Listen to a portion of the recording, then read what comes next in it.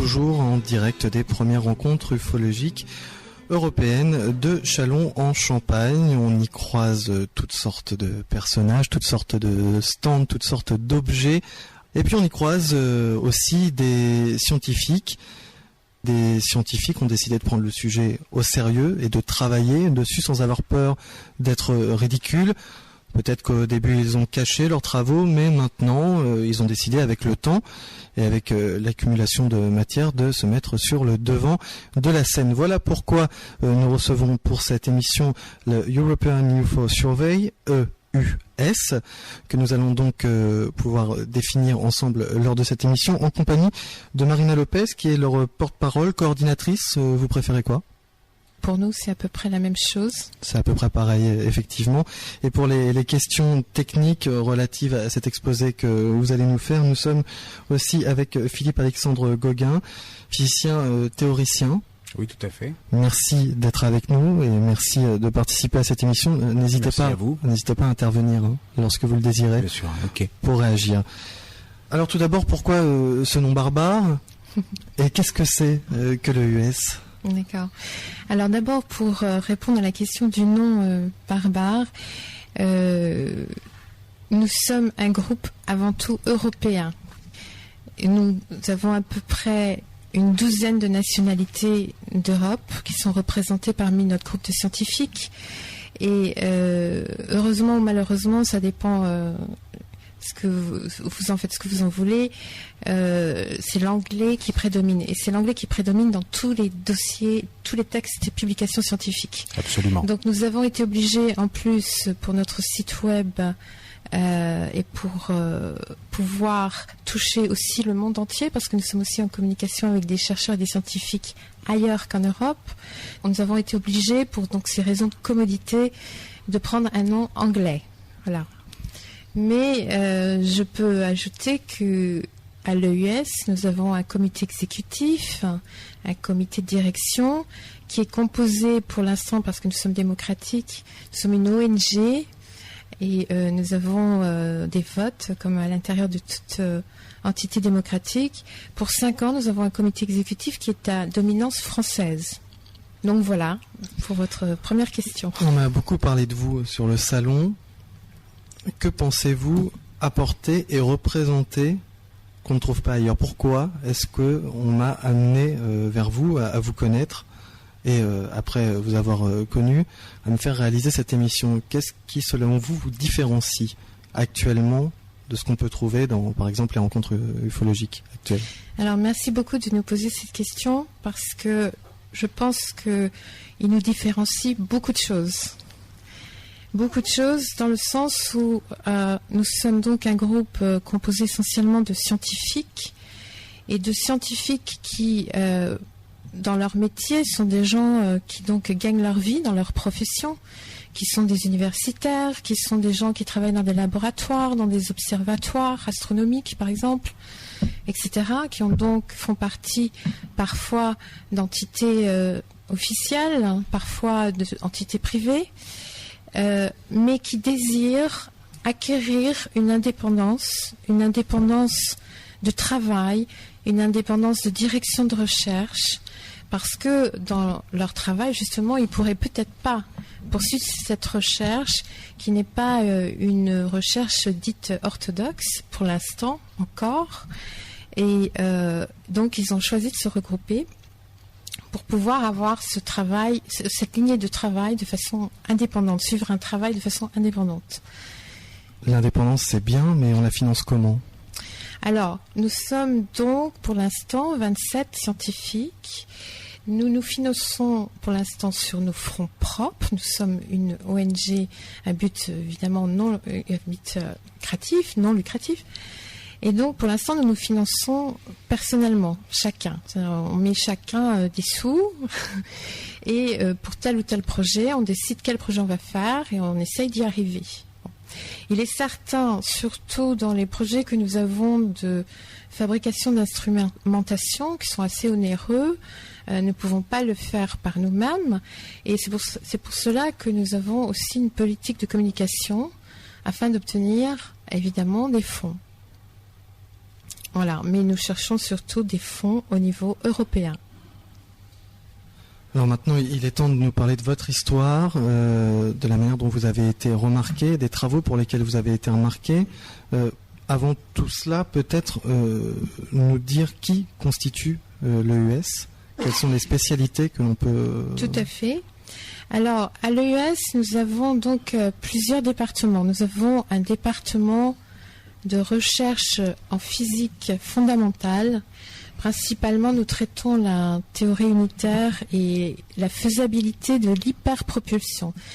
Alors, pour le grand public, juste spécifier que donc, ce qu'il y a de particulier dans l'observation d'objets volants non identifiés, c'est pour ceux qui sont vraiment non identifiés, hein, évidemment nous ne parlons pas de tout ce qui est ballon-sonde, reflets de satellites, etc., sur les couches nuageuses, etc. Pour les véritables objets volants non identifiés, et il se trouve que dans les statistiques, il y en a à peu près quand même 30%, ce qui nous considérons comme très conséquent. Eh bien, il se trouve que nous avons été obligés d'avoir une lignée de très grande rigueur en recherche en physique fondamentale. Parce que comment expliquer que ces objets, qui pour la plupart ont des accélérations, des vitesses absolument stupéfiantes, des changements d'angle à 90 degrés, etc., aucun appareil existant à l'heure actuelle ne possède ces caractéristiques.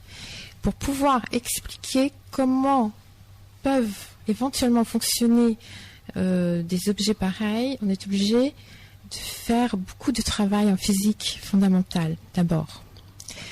Mais ça, je pense que Philippe Alexandre en parlera tout à l'heure, beaucoup mieux que moi.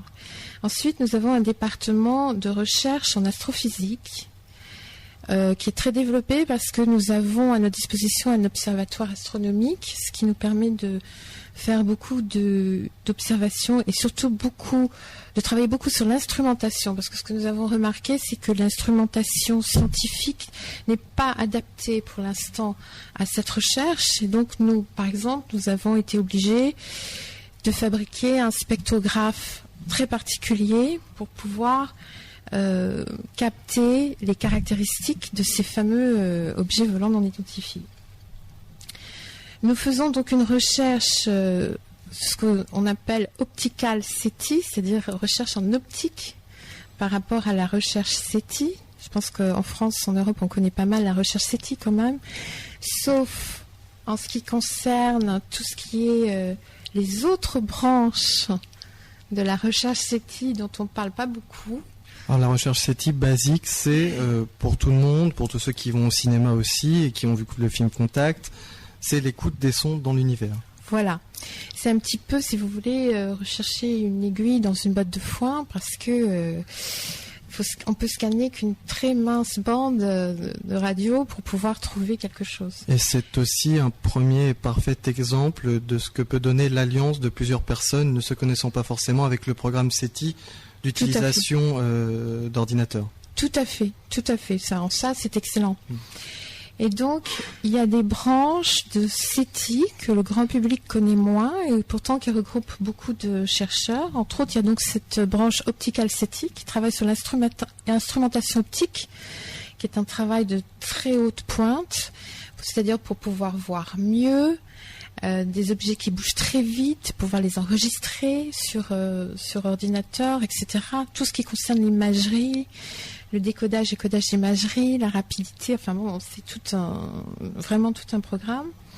Et ensuite, vous avez toute une recherche SETV, SETA, qui là est une recherche.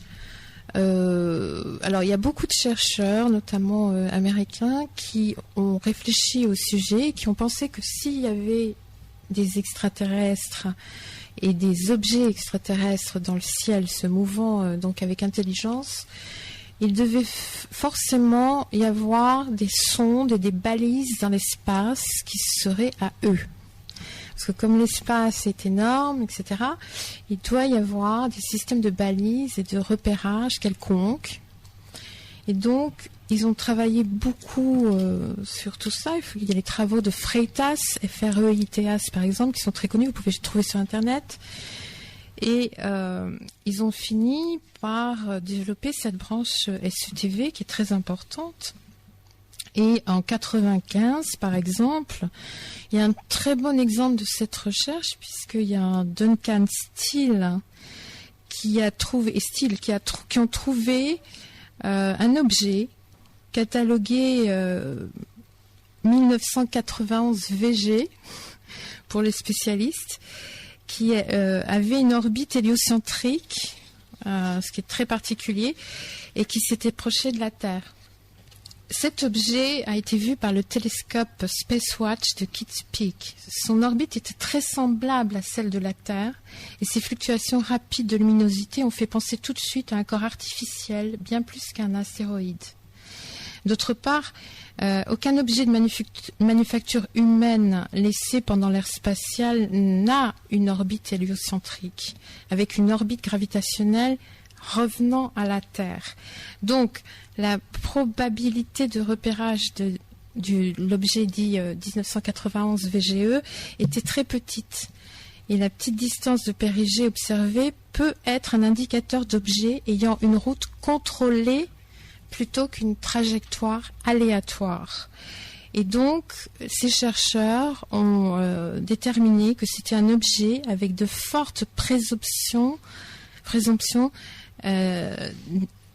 Les Américains appellent ça de alien probe, de sonde alien, carrément. Donc c'est pour vous dire qu'il y a des scientifiques à l'étranger qui travaillent à fond et qui n'hésitent pas à utiliser le terme extraterrestre, le terme alien, alors que ce sont de très grands scientifiques tout à fait reconnus, etc. Donc ça, c'était un petit exemple que je voulais vous donner de ce que peut faire la recherche SETI, qui n'est pas la recherche SETI connue du public, qui est donc la recherche SETV, mais qui est un autre pan de SETI. Ensuite, il y a, donc, comme je vous ai dit, tout ce qui concerne l'instrumentation et l'observation. Et puis, à part ces deux départements, donc de physique et de recherche en physique et de recherche en astrophysique, nous avons bien sûr un département d'enquête où on analyse les documents, les photos, les témoignages, les vidéos, et surtout où on essaie de déterminer quel cas peut être intéressant à travailler scientifiquement. Parce que aussi, peut-être quelque chose qui va étonner le public, c'est qu'il y a énormément de cas et qu'on est plutôt débordé. Et donc, il faut faire un choix parce qu'on n'est pas nombreux quand même et il faut travailler sur des choses intéresses, si possible. Quels sont les critères retenus ? Alors, les critères, c'est surtout il faut qu'il y ait absolument plusieurs témoins. Si possible que le phénomène soit récurrent, c'est-à-dire on sait que par exemple en France, il y a des zones où il y a des récurrences d'observation avec des témoins multiples, et donc là c'est intéressant. Donc là, on peut choisir de faire une enquête approfondie, une recherche approfondie.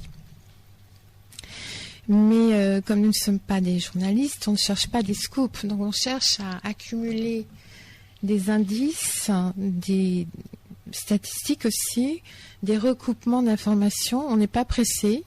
C'est-à-dire on préfère garder des enquêtes pendant longtemps pour être sûr, pour vraiment vérifier tout ce qu'on peut trouver à tous les niveaux, aussi bien matériel qu'au niveau des témoignages. Combien de nationalités sont représentées ? 12. Pour l'instant, nous avons 12 nationalités représentées, mais l'Europe ne cesse de s'agrandir, donc on est obligé de s'agrandir. Pour l'instant, je crois qu'il y a 25 nationalités en Europe, donc nous sommes à 12 pour l'instant. Donc vous voyez, il nous reste du travail encore. Il y a encore du boulot. Comment est-ce que des personnes comme vous peuvent se rencontrer ? Alors, il y a parce qu'on va tous sur le même forum de discussion sur Internet, on va à un congrès où on se rencontre. En fait, le noyau, si j'ose dire, le noyau dur de EUS, c'est connu il y a plus de 15 ans parce que on est des passionnés de physique, même pour ceux qui ne sont pas des physiciens. Et on a eu l'occasion de se rencontrer, parfois chez des amis, etc., et de se recontacter, de toujours parler des mêmes sujets. Donc à force de garder le contact, on a décidé de faire quelque chose. C'est comme ça que ça a commencé. C'est comme ça qu'en général, d'ailleurs, commence toute association. Et puis ensuite, on avait des manques, c'est-à-dire que par exemple, il nous manquait un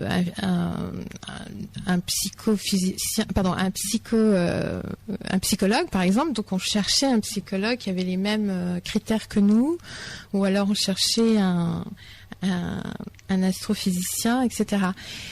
Mais aussi, on voulait que l'Europe soit représentée le plus possible, c'est-à-dire que les différences en Europe, parce que on a envie que quelque chose d'européen aussi ressorte de cette recherche. Pour contrer une grande puissance, par exemple ? Nous ne cherchons à contrer personne, on cherche simplement à Alors faire... pourquoi parler d'une entité européenne ? À travailler.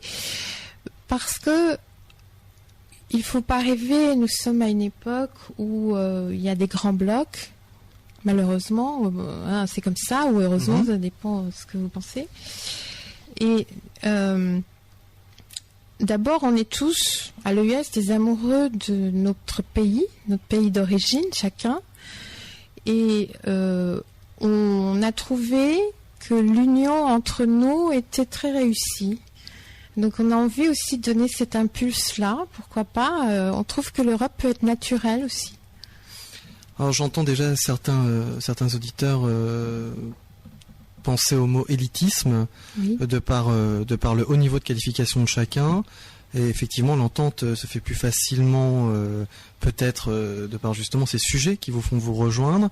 Est-ce qu'on peut faire partie de l'EUS si on a les qualifications ? Évidemment, on le demande, mais est-ce qu'il faut être amené par quelqu'un, ou est-ce qu'on peut demander à en faire partie ? Alors, toute personne a toute liberté de demander à en faire partie. Les critères sont des critères qui sont très différents. Il y a plusieurs types de critères. Le critère, c'est qu'il faut que la personne apporte une compétence dont on ait besoin, ce qui est normal. Nous n'avons pas forcément besoin de docteurs en astrophysique, par exemple. On en a déjà, mais bon, on n'en a pas forcément besoin. On peut avoir besoin de simples techniciens aussi. Par exemple, en ce moment, on a besoin de techniciens photo, par exemple. Je pense que beaucoup de gens peuvent apporter leurs compétences. On a aussi besoin de traducteurs, on a aussi besoin de plein de gens qui ne sont pas forcément des scientifiques. On a besoin d'enquêteurs de terrain, et surtout, pour bien vous montrer qu'on n'a pas on n'est pas catalogué comme élitiste, parce que on a des programmes pour le public, c'est-à-dire qu'on a des projets qui sont très... on s'implique, on met de l'argent, on met du temps dans une recherche pour pouvoir l'offrir au public aussi. Et c'est quelque chose qui est très important pour nous. Mais quel est le but final à quoi tendez-vous ? Parce que vous voulez recueillir des enquêteurs, des experts photos, de plus en plus de monde, et ça va devenir de plus en plus gros, et à partir d'un moment, quand ça devient vraiment gros, on est obligé de donner une direction. Oui. Alors, justement, on ne travaille pas du tout en réunion. Il faut bien comprendre. C'est ça notre spécificité, en fait. C'est que chaque scientifique, on le laisse travailler, chacun travaille dans son champ, et partage avec qui il veut au sein de l'EUS. C'est-à-dire, il ne fait pas des communications de groupe. On n'est pas du tout comme ça. On a une communication. La personne choisit qui elle veut et travaille avec lui ou pas, partage ses résultats ou pas, publie en dehors de nous ou pas. C'est son choix. Elle n'a même pas à nous expliquer pourquoi, ou il fait comme il veut. Donc en fait, il règne une très grande liberté. Le seul impulse qu'on a, c'est de dire... évidemment, il faut essayer d'avoir des résultats quand même, essayer d'en finir avec ce phénomène, si on peut dire, d'essayer de comprendre qu'est-ce qui se passe. Et si vous voulez, c'est exactement l'esprit, on aimerait que revienne à la mode, si on peut dire ça comme ça, l'esprit du premier temps des scientifiques, c'est-à-dire l'esprit pionnier. C'est-à-dire voilà un phénomène qu'on ne comprend pas, qu'on n'est pas capable d'expliquer.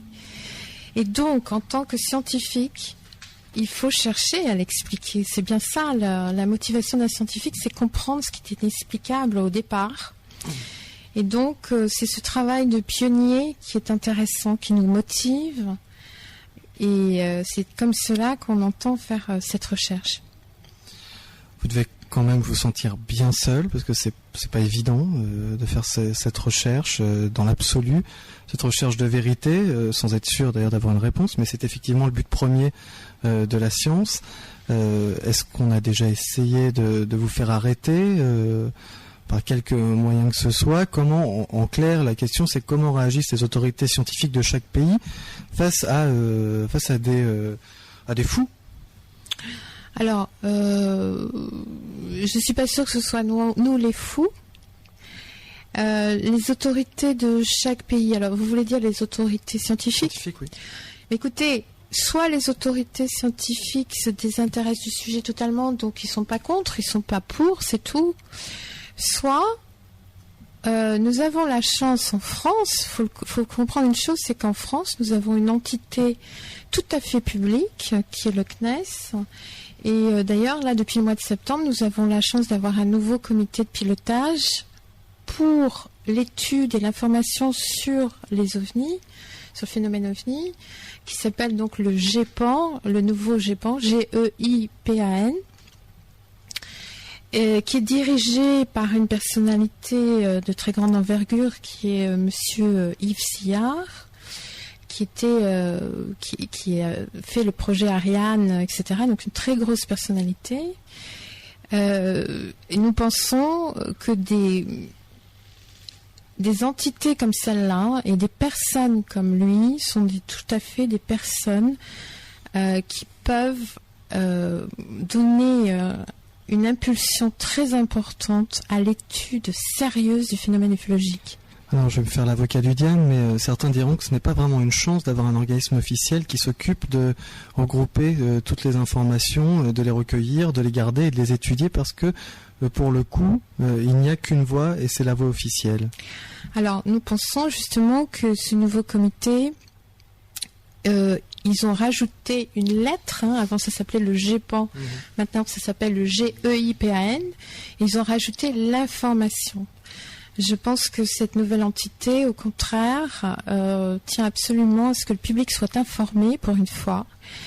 Et je pense que ils vont sûrement, là il faut leur donner le temps, ils viennent juste de commencer que là, il faut leur donner le temps de pouvoir agir et réagir, mais je pense qu'ils vont sûrement prendre des dispositions pour travailler avec des entités qui feront des interfaces aussi avec le public, plein d'autres groupes, etc. Alors ce qui est très intéressant, c'est que pour le GEIPAN, on n'a pas vu sur des chaînes, des grands médias, en tout cas, on va dire classiques et d'abrutissement, cette annonce. On l'a plus entendu, cette interview de M. Sillard sur RFI, qui n'est pas une des radios les plus bêtes, loin de là, et une interview assez longue. Et donc on a effectivement l'impression que la communication sera peut-être au rendez-vous. On va attendre avant de crier victoire quand même. Vous attendrez... Nous aussi, d'ailleurs, comme tout le monde, mais nous pensons que ça commence très bien. Nous sommes donc aujourd'hui avec le US, European UFO Survey. Ils nous expliquent ce qu'ils font, qui ils sont et l'originalité de leur recherche. Parmi les différents sujets traités par le US, il y a un sujet bien particulier, un questionnement classique qu'on réserve d'habitude aux historiens, à tous ceux qui s'intéressent aux civilisations passées, et pourtant les scientifiques doivent s'y pencher. Alors les historiens vont me dire on est des scientifiques, et je vais répondre oui, en quelque sorte. Mais quand on a des personnes d'horizons totalement différents qui se réunissent, qui mettent leur cerveau en commun et leurs connaissances dans toutes les matières pour réfléchir ensemble, ça peut donner de très beaux résultats.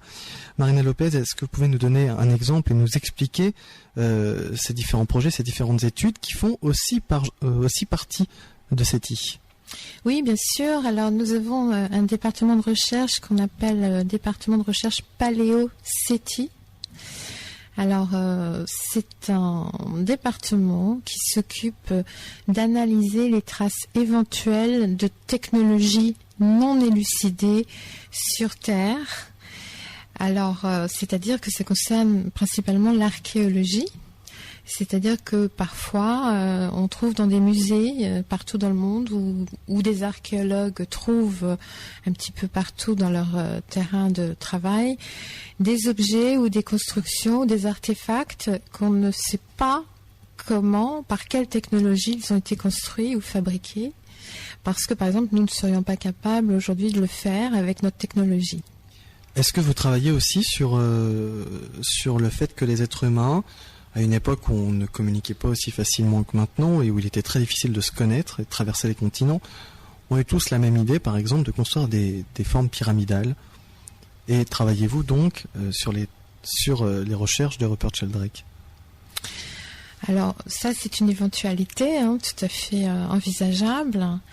Cependant, nous, on travaille plutôt... Bon, comme je vous l'ai déjà expliqué au départ, nous sommes que 27, donc... nous ne sommes pas des milliers, donc on doit choisir... Ce que je veux dire par là, c'est est-ce que la connaissance universelle et l'énergie spirituelle universelle fait partie des choses sur lesquelles vous pouvez penser à vous appuyer de temps en temps? Il faudrait que vous m'expliquiez encore mieux. Rupert Sheldrake travaille sur la connaissance universelle, c'est-à-dire sur le fait qu'une idée n'appartient pas à une personne, mais elle appartient à un groupe de personnes. Tout à fait.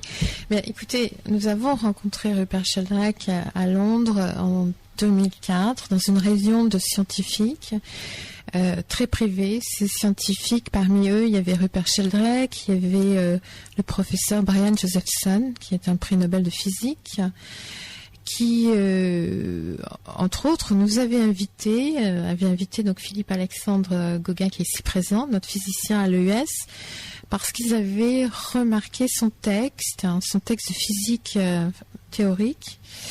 Mais je pense que ce serait bien de lui donner la parole pour qu'il en parle maintenant. Philippe? Comment vous êtes-vous fait remarquer par cette assemblée londonienne? J'ai en fait publié en février 2004 un article en français et en anglais qui s'appelle « Porte spatio-temporelle engendrée par le champ unifié de Dirac-Maxwell ».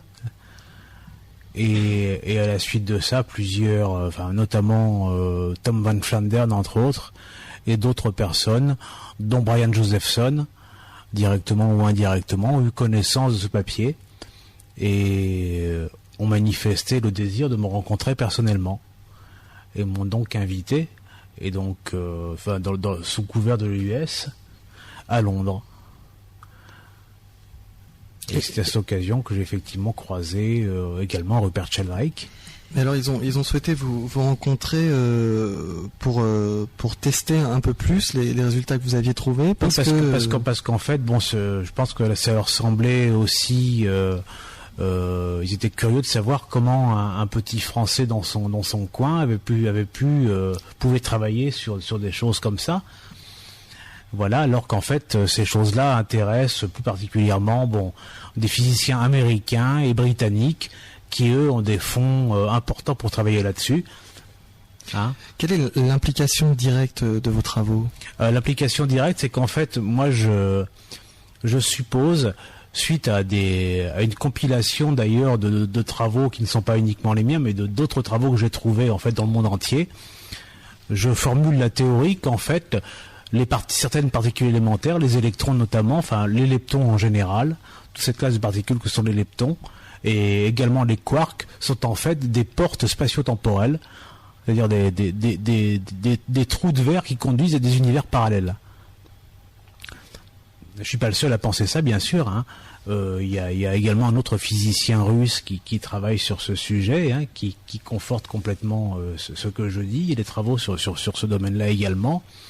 Et donc, le fait d'imaginer ces leptons comme étant des portes spatio-temporelles, des trous entre notre univers et un autre, ça explique complètement les propriétés de ces particules fondamentales. Ça explique notamment la charge électrique, le spin de l'électron, son moment magnétique, tout un tas de propriétés classiques des particules fondamentales, de ces particules fondamentales que l'on rencontre dans la nature. Voilà. Vous avez travaillé donc cette hypothèse sans moyens, seul? Oui, seul et sans moyens depuis plusieurs années, parce qu'en fait, comme d'autres physiciens théoriciens, je suis à la poursuite du Graal, c'est-à-dire la théorie unitaire. La théorie unitaire étant, devant être la théorie qui, dans le formalisme minimal et le plus efficace, résume et comprend toutes les forces connues actuellement dans l'univers, la totalité des forces, des interactions connues dans l'univers, gravitationnelles, faibles, fortes, électromagnétiques. Voilà, toutes les forces que l'on connaît. En utilisant ce que vous avez découvert, en le mettant en pratique, oui. Justement, la question c'est mettre en pratique cette découverte, cela revient à quoi? Cela revient à inventer la serrure sur une porte, ça revient à quoi? Le but, c'est de trouver.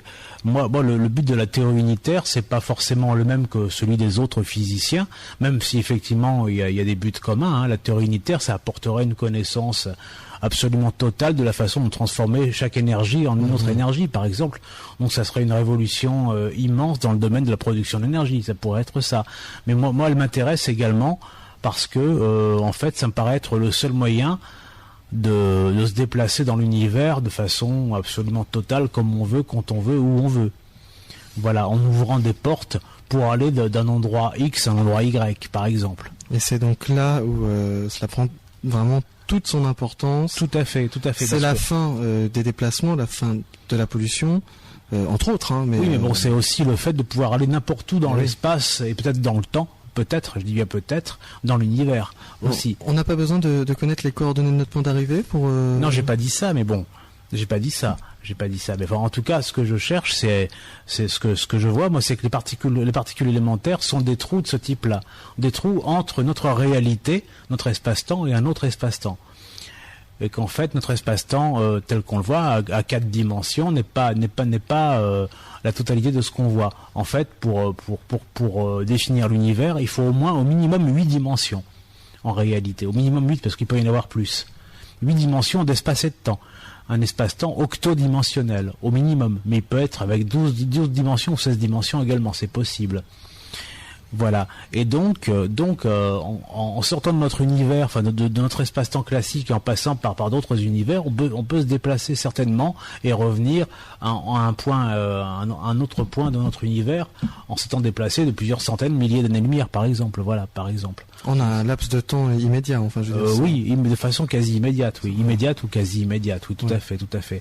Alors donc les particules élémentaires seraient des trous de cette sorte, ce qui explique effectivement leur comportement quantique, leur comportement électromagnétique. Enfin bon, ça explique les propriétés des particules fondamentales. Et moi, en plus, je formule l'hypothèse que on peut construire des portes de cette nature à l'échelle macroscopique. C'est-à-dire que technologiquement, on peut fabriquer des portes dans l'espace-temps, dans notre espace-temps, qui conduisent ailleurs. Voilà. Je vais prendre une image classique, mais j'aimerais que les auditeurs comprennent bien les travaux que vous réalisez. Est-ce qu'on peut se référer à la série télévisée Stargate? Oui, l'image est bonne, tout à fait. L'image est bonne. D'ailleurs, l'article par joke, par plaisanterie, je l'ai appelé Stargate, en français comme en anglais. Donc bon, voilà, évidemment, bon, c'est bien sûr, c'est pas exactement ça, pareil, mais l'image est bonne, oui, fait. En tout cas, l'intention est celle-là, c'est d'arriver à faire la même chose, oui, tout à fait. Donc c'est ce groupe londonien dont vous allez me rappeler le nom, j'ai complètement oublié. C'est pas un groupe, ce sont plusieurs scientifiques anglais et américains qui sont décidés de se réunir un beau jour pour discuter de dark matter, de matière noire, comment on appelle ça en français, de matière noire, d'énergie noire, oui. Énergie noire, de énergie gravitationnelle, etc. Et qui ont voulu l'effet Casimir, etc.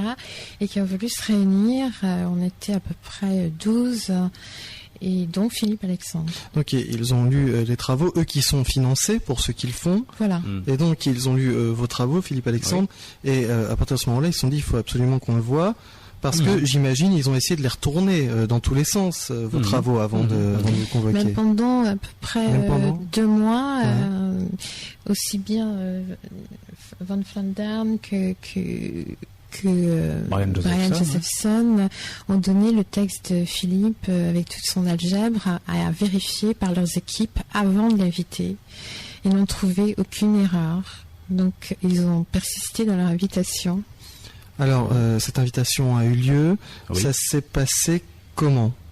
Comment est-ce que ça s'est passé ? Est-ce que vous avez eu l'impression d'être pris de haut ou d'être regardé, comme on parlait d'extraterrestres précédemment, comme un alien ? Non, pas du tout, parce qu'en fait, bon, les Britanniques en général et puis les anglophones sont des gens très pragmatiques. Je veux dire par là que nous, on est assez cartésiens. Je veux pas dire qu'ils sont pas cartésiens, mais bon, peu importe la couleur du chat pourvu qu'il attrape les souris, quoi. En fait, eux, ils fonctionnent assez comme ça. C'est pas en fait ce que je voulais dire, mais vous avez quand même réussi à réaliser des travaux sur lesquels ils devaient fantasmer depuis un bout de temps. Oui, mais enfin, je veux dire que mes travaux ne sont pas encore aboutis. Je veux dire, c'est une maquette là en quelque sorte. C'est un abstract. C'est un abstract avec un article. Les scientifiques font des propositions. C'est incomplet, hein. C'est incomplet. Hein. Les scientifiques font des propositions d'abstract, mais après, il faut le développement de l'abstract qui prend du temps. Il y avait plusieurs personnes qui étaient là, qui avaient des abstracts, donc chacun présentait son papier, et puis après ils discutaient entre eux. Une espèce de brainstorming pour Tout à fait. entre scientifiques de haut niveau. Et alors, comment ça là, il y avait un déroulé, abstract, mais il y avait un article aussi. Mais bon, l'article n'est pas fini, quoi. En fait, il attend une suite. Il y a une suite qui est prévue. Alors, comment est-ce que ça s'est déroulé ? C'est-à-dire qu'ils vous convoquent pour quelles raisons, ces gens-là ? J'aimerais bien comprendre le système. Oh, ils n'ont pas convoqué. Enfin, ils vous invitent. En Ils fait, vous invitent pour quelles raisons ? Pour ils m'ont discuter. Ils ont contacté l'EUS d'abord, D'accord. parce que ils ont voulu savoir qui on était, etc. Donc, sur le seul fait que nous soyons une organisation scientifique s'intéressant aux ovnis. Et sachant que à ce moment-là, j'ai eu un voyage à Londres où j'étais, ils m'ont contacté à Londres et ils m'ont demandé à voir le travaux qu'on faisait en physique. Et donc j'ai dit, écoutez, vous attendrez parce qu'on n'a pas encore publié quelque chose. Et quand on a publié, on leur a dit d'aller voir sur le site. Et à ce moment-là, ils nous ont invités. Ils vous ont invité, donc vous êtes allé sur place, vous avez dialogué des différents travaux. Et il en ressort quoi d'une réunion comme celle-là ? Une promesse de budget, des offres de passage en territoire britannique. Non, c'était pas du tout clair comme ça. Comment ça, pas clair ? C'est-à-dire que ça a quand même été sous-entendu ? Pas forcément. Ce qui se passe, c'est qu'il y a eu un très grand intérêt pour le texte de Philippe. Il y avait des gens très intéressants aussi. Il ne faut pas oublier qu'il y avait Rupert Sheldrake qui était là. Il y avait des communications très intéressantes. C'était une première prise de contact, je pense. Et en fait, ils attendent l'article qui doit suivre. Ils attendent la suite, oui. Ils attendent la suite. Mais très intéressés. Ouais, ils veulent savoir où je veux en venir très exactement, quoi. Ça les intrigue. En tant que scientifiques à l'EUS, mais nous ne sommes pas une exception, nous ne voulons pas parler ou publier quoi que ce soit qui n'est pas terminé. Donc, tout le monde est obligé d'attendre. Mais vous communiquez quand même pendant les travaux, ce qui est intéressant, ça permet aux gens comme moi, comme ceux qui nous écoutent, de suivre vos idées et de voir là où vous voulez en venir. Oui. Et puis ça a permis aussi à d'autres, parce que je cite des travaux d'autres scientifiques, et ceux que j'ai cités m'ont contacté. Et donc vous avez pu reprendre le travail avec eux et avancer ensemble. Oui, tout à fait. Bon, ils ont effectivement formulé des critiques d'ailleurs positives sur mon travail. Ils sont toujours. Voilà, notamment Koen van Vlaanderen, qui est un chercheur donc hollandais, que je cite abondamment, enfin dans mon papier. Il y a aussi Arcos et Pereira. Oui, Arcos et Pereira, oui. Qui sont donc deux chercheurs d'Amérique du Sud. Très grands scientifiques brésiliens qui ont travaillé sur la théorie de Newman et de Kerr et de Dirac, donc complémentaires. Oui, qui eux aussi donc formulent l'hypothèse que les électrons, notamment, que les leptons sont des trous noirs de Kerr, donc pas des vrais trous noirs comme ceux qu'on voit, qu'on imagine dans les étoiles au milieu de notre galaxie par exemple, mais bon, des trous noirs très particuliers, des trous noirs en rotation. Et cette Cette structure, le trou noir en rotation, explique à un niveau infiniment petit, bien sûr, à une échelle très petite, quand ces trous noirs sont tout petits, en fait, ils se comportent comme des particules élémentaires, comme les électrons. C'est-à-dire que ils ont une charge électrique, ils ont un moment magnétique, et en fait, ces structures en trou noir de Kerr expliquent complètement les propriétés des particules fondamentales, de ces particules fondamentales-là. Il y a donc des scientifiques qui cherchent encore, qui cherchent vraiment en France. Oui, alors, que vouliez-vous très rajouter ? important d'ajouter une chose. Nous ne sommes pas les seuls à travailler sur le sujet en tant que scientifiques. Pour nous, il y a plusieurs scientifiques qui travaillent sur le sujet extraordinairement bien. Alors, il y a les scientifiques du COMETA qui ont fait un travail remarquable. Il faut savoir qu'ils ont des très grands chercheurs dans leur équipe.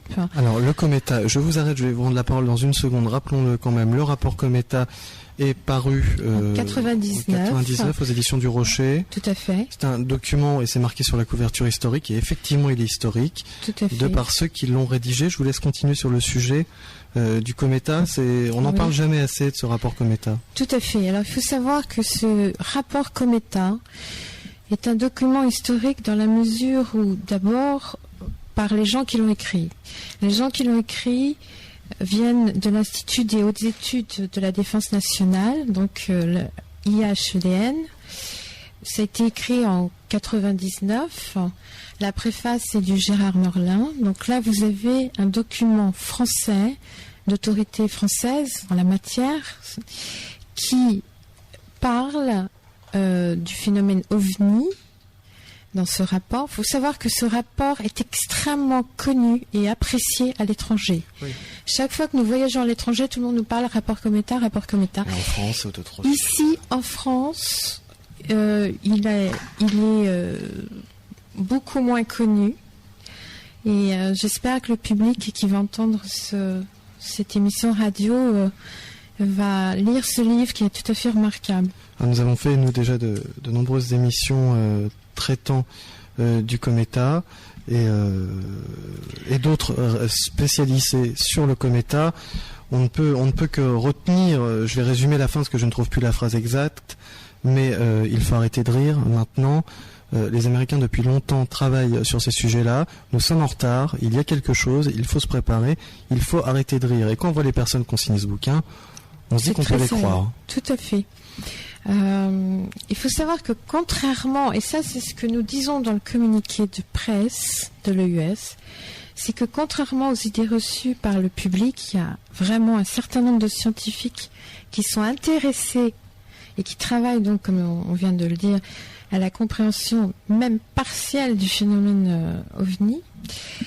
Le rapport COMETA cite certains d'entre eux, de ces scientifiques. L'EUS en regroupe d'autres. Et à ce congrès de Chalandre, vous avez aussi quelqu'un qui fait autorité, qui est le professeur Mécène. Donc nous ne sommes pas du tout les seuls à travailler sur le sujet en France et en Europe. Il faut bien comprendre, il y a ces personnes de très haut niveau qui travaillent dessus. Et il est temps, je pense, que nous en parlions davantage, que nous soulignions ce fait. Parce qu'en France, nous avons une chance extraordinaire, c'est d'avoir ce nouveau comité de pilotage, ce GEPAN, ce CNES, et que nous avons ce rapport COMETA qui fait autorité à l'étranger, et toute cette équipe. Donc, pourquoi y a-t-il cette ignorance en France par rapport à ce sujet, et aussi cette espèce de tentative permanente de ridiculiser le sujet ? Je pense que c'est une question importante. Alors, pourquoi elle est importante ? Parce que c'est quand même une exception. Il y a une exception française, c'est vrai. Vous allez en Espagne, vous allez en Italie. Bon, les gens en parlent beaucoup plus ouvertement. On n'essaye pas de vous ridiculiser ou de ridiculiser le sujet. Il y a un livre qui explique très bien ce phénomène, c'est le livre de François Parmentier qui s'appelle 60 ans de désinformation. OVNI, 60 ans de désinformation. C'est le problème de la désinformation. Alors, il faut bien comprendre qu'à la fin du XVIIIe siècle, l'aveuglement dogmatique avait conduit l'Académie des sciences et la majeure partie des scientifiques de l'époque à refuser, par exemple, la possibilité de la chute de météorites et ridiculiser tous les témoins qui voyaient des météorites chuter. Donc il y a aussi ce phénomène-là, c'est qu'en France, on prend beaucoup de temps pour accepter des nouveaux challenges. C'est quand même un phénomène qu'il faut souligner. Donc maintenant, nous sommes plus au XVIIIe siècle, on se moque plus des gens qui voient des météorites tomber, par contre on se moque des gens qui voient des ovnis dans le ciel, mais on pense que ça va changer. Mais il faudrait que ça change un peu vite, parce qu'à l'étranger, ils vont très vite sur le sujet.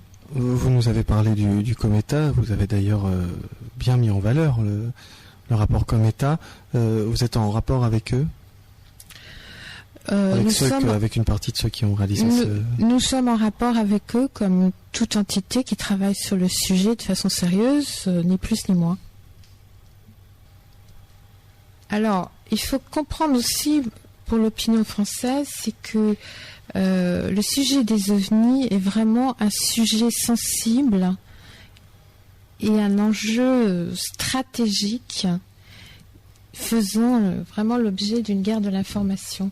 Mais ça, Parmentier en parle très très bien dans son livre. C'est-à-dire qu'il faut comprendre que s'il y a ovnis intelligents, objets volant non identifiés intelligents, il y a donc propulsion, une technologie de pointe. Et c'est pour ça que c'est les chatouillés.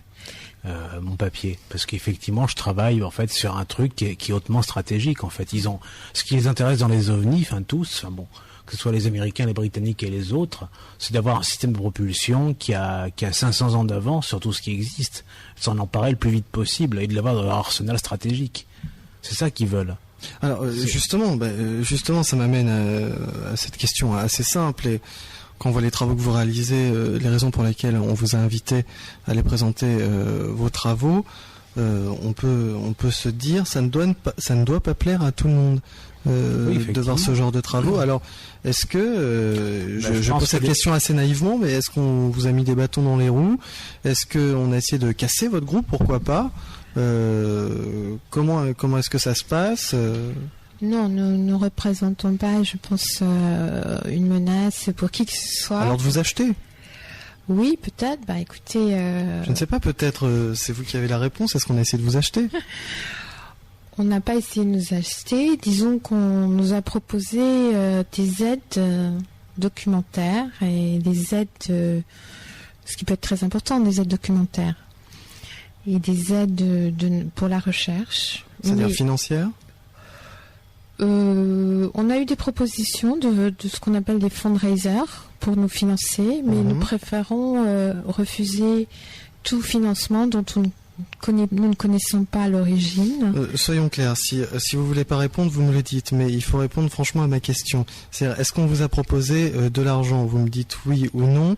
Oui, il y a eu des fundraisers, on appelle ça, qui nous ont proposé de l'argent. D'accord, vous avez donc dit non? Oui. Parce que vous ne saviez pas qui vous le proposait. Oui. C'était un groupe de Français, d'Allemands, d'Italiens, d'Américains. Quand un fundraiser vous contacte, Oui. vous ne savez jamais de quelle origine est l'argent, puisque le fundraiser, c'est juste un communicant qui vous dit qu'il est intéressé, que ces fonds d'investissement sont intéressés pour financer vos travaux. Et c'est ce fonds, justement, qui vous proposait aussi l'accès à des données et à des archives? Oui. D'accord. Et quelles archives et quelles données? Nous ne le saurons jamais puisque nous avons dit non. D'accord. Ils vous ont dit on propose ça, mais on vous dira pas, on vous dit pas avant quels sont ces travaux. C'est gonflé, ça, c'est mettre l'eau à la bouche et puis. Oui, mais disons que de toute façon, on savait que c'était des gens de haut niveau parce que il y a un langage technique, etc., qui prouvait la chose, c'est tout. Mais vous savez. Ça existe un peu dans tous les domaines, je veux dire, les avancées dans tous les domaines, on vous fait des propositions, vous les acceptez, vous les refusez, et puis voilà. Mais dans ce milieu-là, il est aussi assez commun de voir l'armée s'emparer de projets, qu'elles soient françaises, américaines ou autres. Bien sûr, oui. Souvent, effectivement, vous mettiez les militaires en avant précédemment. Toute avancée technologique intéresse avant tout les groupes militaires ou les puissances pour asseoir leur supériorité sur leurs voisins. Bien sûr. Donc effectivement, on peut penser que Oui, bien sûr, mais bon, si vous voulez, nous, on veut se concentrer vraiment sur la recherche en profondeur, ce qui fait que c'est un travail de très longue haleine. Ça prend des années. Vous savez, là, par exemple, le texte de Philippe, si on veut le mettre en pratique, réussir à mettre en pratique, ça va prendre des années. Donc, pour l'instant, nous n'avons pas le bâton dans les roues. Il faut dire aussi que nous sommes un groupe très multiple, puisque nous sommes dans toute l'Europe. Que nous fonctionnons de façon indépendante, mais en même temps très groupée. Donc nous, on fait que de la recherche et on diffuse l'information. Vous savez, à l'ère du web, il y a finalement très peu de secrets. Et tous les chercheurs qui travaillent sur le même sujet se connaissent aussi. Eh bien, c'est très positif comme réponse. Il faut quand même dire que ça emmerde terriblement les Américains qui des Européens qui travaillent sur ces sujets-là. C'est sur ces sujets-là. Ils aimeraient bien se garder tout ça pour eux. Faut le dire clairement. Oui, comme les Chinois, comme les Russes, comme voilà. Je dirais, c'est voilà. Vous êtes à l'écoute de Radio Ici et Maintenant, 95.2, en direct des rencontres ufologiques de Châlons en Champagne. Tout ce petit monde, si j'ai bien compris, de travailler ensemble. Et c'est vrai qu'on a beaucoup de personnes de nationalités différentes, avec surtout des horaires différents, de par le décalage horaire, qui se retrouvent à travailler sur des sujets très compliqués. Il faut qu'il y ait toujours une personne qui surveille ça de près. Et j'ai bien l'impression depuis le début de cette émission, et pour avoir discuté avec Marina Lopez aujourd'hui, que c'est ce qu'elle fait au sein de EUS. Je ne me trompe pas, Marina ? Non, pas du tout. Il faut absolument pouvoir coordonner tout ça. Et c'est mon rôle. Moi, je fais le rôle de la petite fée qui transmet les informations les uns aux autres et qui essaye de voir, de subvenir aux nécessités de traduction et de communication de tous ces scientifiques. Mais ça ne doit pas être évident. Et nous sommes aussi avec Philippe-Alexandre Gauguin, physicien, théoricien, tout à fait, qui nous fait le plaisir d'être avec nous aujourd'hui. Alors on continue sur ce quoi nous sommes arrêtés tout à l'heure, peut-être, je ne sais pas, on reprend sur les constructions ou pas ? Ou est-ce qu'on reprend plutôt sur les instruments sur lesquels vous travaillez en ce moment ? Ça, c'est passionnant. Bon, alors... C'est vous qui choisissez.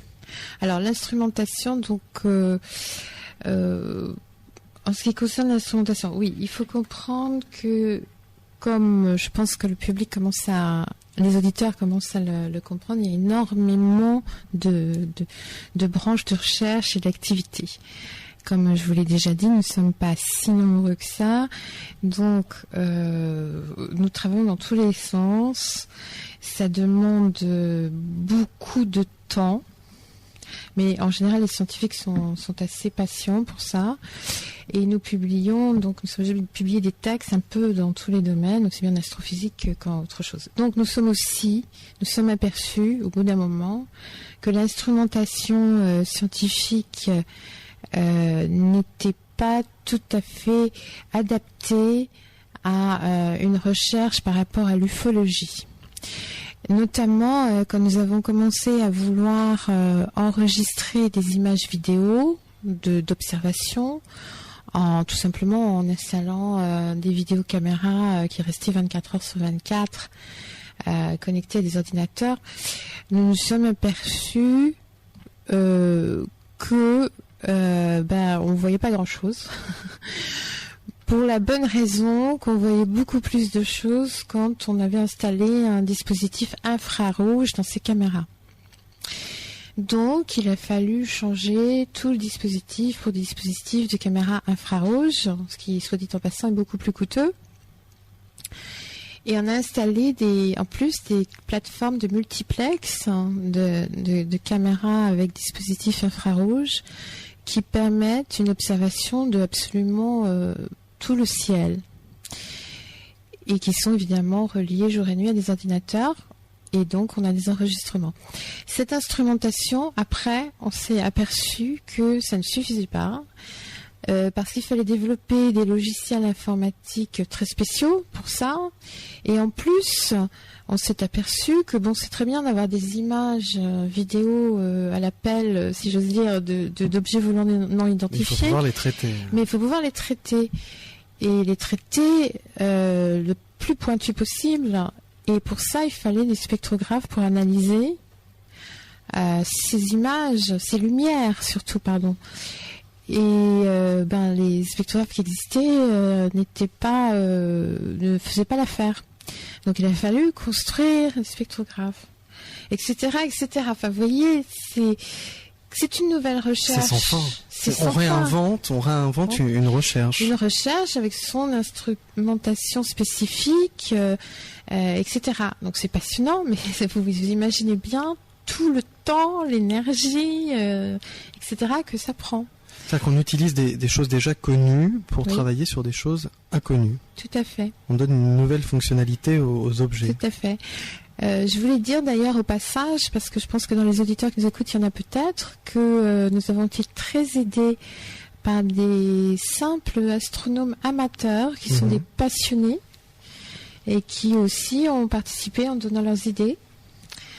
Donc c'est pas seulement des scientifiques, on va dire patentés, qui travaillent avec nous.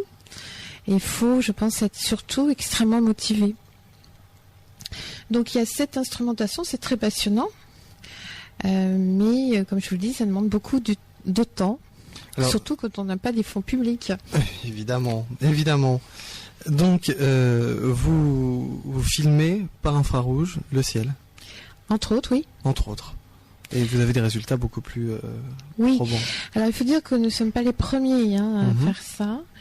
Il y a eu des prédécesseurs, mais je voudrais surtout parler de ce qui s'est passé en 2004, mars 2004 au Mexique. Oui. Dans l'état de Campeche au Mexique. Donc il y a eu ce fameux vol de l'armée mexicaine dans un petit avion. Ce vol était donc pour rechercher les trafiquants de drogue qui volaient éventuellement au-dessus de l'état de Campeche. Au bout de plusieurs heures de vol, ils n'ont pas trouvé d'avion non identifié, mais avion, d'avion plein de drogue. Mais par contre, au bout de quelques temps, ils se sont trouvés entourés d'objets volants non identifiés, mais visibles au radar infrarouge qu'ils avaient à bord. Les fameuses torchères. Alors, oui, nous on aime beaucoup les torchères, parce que les torchères qui volent à cette altitude, comme le dit d'ailleurs le grand scientifique américain Maccabi, il n'en a jamais vu, lui, des torchères qui volent. Pour expliquer au public, donc ces militaires ont été entourés par des ovnis. Il y en avait 13, si mon souvenir est bon. Le film militaire est tout à fait magnifique à voir. Alors, ce que j'aime bien, c'est aussi il y a beaucoup de scientifiques qui ont travaillé sur ce film, en travaillant que sur un extrait du film et n'ont pas vu la totalité du film. Ou alors ils ont travaillé même sur un extrait du film qu'ils ont demandé à d'autres pays sans demander directement aux Mexicains, qui étaient tout à fait prêts à le donner, puisque le film militaire mexicain, sous l'ordre du ministre de la Défense mexicain, a été mis à disposition de tout le monde. Donc il suffisait de le demander. Et le film dure à peu près 45 minutes, donc c'est très intéressant à voir. Donc ce film, ensuite, donc on va dire, on a tout entendu. C'est-à-dire que les ovnis, c'était pas des ovnis, mais c'était des torchères. Les fameuses torchères qui sont dans le golfe du Mexique, qui sont des puits de pétrole. Simplement, il faudrait peut-être pas prendre des pilotes militaires mexicains pour des idiots, parce qu'ils survolent cette province tout le temps, c'est leur province. Ils connaissent parfaitement l'endroit des torchères. Et je vois pas comment un pilote patenté de l'armée de l'air, 3 officiers de l'armée de l'air mexicaine auraient pu confondre des ovnis à haute altitude, devant eux, à l'horizon, puisqu'on le voit sur le film, hein, c'est à l'azimut de l'horizon, donc au-dessus de l'horizon, hein, qu'on puisse confondre des ovnis avec des torchères. Donc, ce film, pour expliquer, a eu un grand impact sur la recherche infrarouge, parce qu'ils avaient à bord ce fameux radar FLIR, qui est un radar infrarouge. Et on s'est dit, puisque la majorité des cibles, donc des ovnis, étaient visibles qu'en infrarouge sur ce film, on s'est dit, bon, alors ça veut dire qu'il faut étudier les observations avec infrarouge. Et là-dessus, il y a une anecdote très intéressante. Notre programme qu'on a développé pour le plus grand public, pour qu'ils puissent installer un système infrarouge sur leur propre vidéocaméra, nous vient, on l'a appelé le programme Pedro Avila, pour honorer un simple Mexicain, un jeune Mexicain tétraplégique, qui depuis son lit chez lui n'avait comme distraction que le rectangle de sa fenêtre. Et comme c'était un photographe professionnel, à l'origine il avait des appareils photo et une petite caméra vidéo. Et en fait, il n'avait rien d'autre, il faisait rien d'autre toute sa journée quand il était complètement tétraplégique. Maintenant il est dans un fauteuil roulant. C'était d'observer le ciel avec sa caméra. Et au bout d'un moment, on ne sait pas trop comment, il a eu l'idée, sans doute avec l'ennui qui venait, il a eu l'idée de mettre un filtre infrarouge. Et en mettant ce filtre, il s'est aperçu, en visionnant ces cassettes, que il y avait des objets, mais très souvent. Donc tout est parti de choses comme ça, pour se dire que les scientifiques travaillent en observant les choses dans ce qui se passe dans la vie de tous les jours. Hein. C'est l'histoire des sciences. Encore faut-il avoir les yeux ouverts. Bien sûr. Et c'est ce que vous semblez avoir. Mais on aime bien l'esprit pionnier et on aime bien découvrir de nouvelles terres. Vous avez prévu de faire paraître aujourd'hui, donc, ce samedi, un communiqué de presse. Alors, pourquoi faire paraître un communiqué de presse? Qu'avez-vous à dire dans ce communiqué? Quel est le message que vous souhaitez faire passer? Une fois de plus, j'appuie sur votre particularité, cette particularité que vous mettez en avant, et sur cette recherche qui, effectivement, vous nous l'avez rappelé, vous n'êtes pas les seuls scientifiques à travailler sur le sujet, mais vous faites partie de ceux qui osent se montrer, ce qui n'est pas exactement pareil. Donc, cette particularité est là.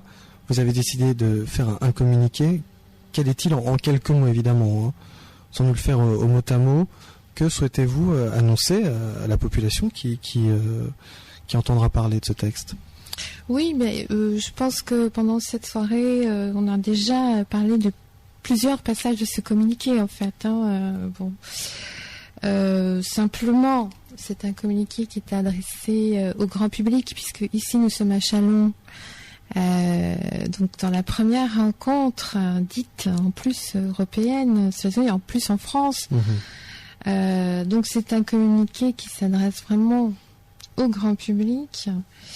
Donc c'était simplement pour souligner ce qu'on a fait toute la soirée, le fait qu'il y a des scientifiques qui s'intéressent très sérieusement au sujet. Donc il y a des scientifiques comme nous, il y en a d'autres comme au Cometa, il y en a d'autres comme le professeur Messane, il y en a etc. C'était aussi pour souligner le fait de l'exception française, c'est-à-dire qu'on a une chance incroyable, donc saisissons-la. Nous avons ce rapport Cometa qui fait date dans toute l'histoire de l'ufologie à l'étranger. Il est temps que ça le fasse aussi en France. Il y a ce nouveau comité de pilotage qui est très prometteur. Donc pourquoi pas que d'autres scientifiques viennent nous rejoindre ou viennent rejoindre ces autres entités ou ces autres personnes.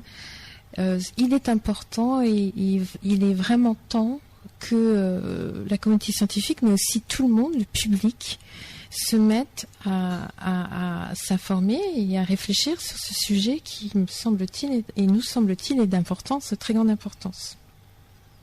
Ce communiqué a pour but de dire à la population, bougez-vous avec nous. On a commencé, venez voir ce qu'on est en train de faire, intéressez-vous ou non, mais ayez une opinion. Tout à fait. Et aussi pour nous séparer de tout, l'importance qu'il y a en France par rapport à des théories assez fumeuses sur le phénomène ufologique, comme quoi c'est des questions d'ordre mythologique, etc. Pour nous, il y a un phénomène inexpliqué qu'on doit absolument étudier et il y a des faits qui démontrent qu'il est important de l'étudier. Voilà.